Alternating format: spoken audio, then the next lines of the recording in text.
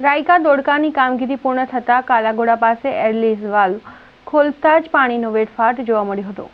Vadodara municipal corporation હસ્તકના મહી નદી સ્થિત 4 કુવા પૈકી રાયકા કુવાની 36 ઇંચ ડાયામીટરની વડોદરા તરફ પાણી લાવતી લાઇનમાં ગઈ રાત્રે ભંગાણ થયું હતું, જેનું તાત્કાલિક રિપેરિંગ હાથ ધરાયું હતું। આ રિપેરિંગ વહેલી સવારે 4 વાગ્યા સુધી ચાલ્યું હતું।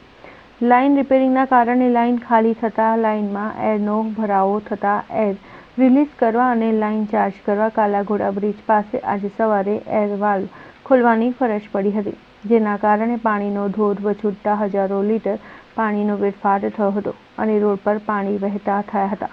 આ એર વાલ્વ આશરે 20 મિનિટ સુધી ખુલ્લો રાખવો પડ્યો હતો, જેના કારણે પાણીની રેલમછેલ થઈ હતી। કોર્પોરેશન દ્વારા આમ પણ લાલબાગ ટાંકી પાસે અંડરગ્રાઉન્ડ વોટર સમ્પને ઇન્ટર કનેક્ટ કરવા તારીખ 26ના રોજ સવારે 9 વાગે રિપેરિંગની કામગીરી હાથ ધરવાની હતી અને જેના કારણે માંજલપુર, લાલબાગ, દંતેશ્વર ગામ વગેરે વિસ્તારને સવારે પાણી મળવાની તકલીફ થવાની હતી। જે દરમિયાન આ કામગીરીની સાથે ગઈ રાત્રે રાયકા લાઇનનું પણ લીકેજ થતાં તેનું રિપેરિંગ કરવાની ફરજ પડી હતી। આજે લાલબાગ ટાંકી ખાતે ઇન્ટરકનેક્ટ કરવાની કામગીરી હાથ ન ધરાઈ હોત તો પણ સવારે વિસ્તારમાં પાણીની તકલીફ રાયકાની લાઇનમાં લીકેજ થવાના કારણે પડવાની જ હતી।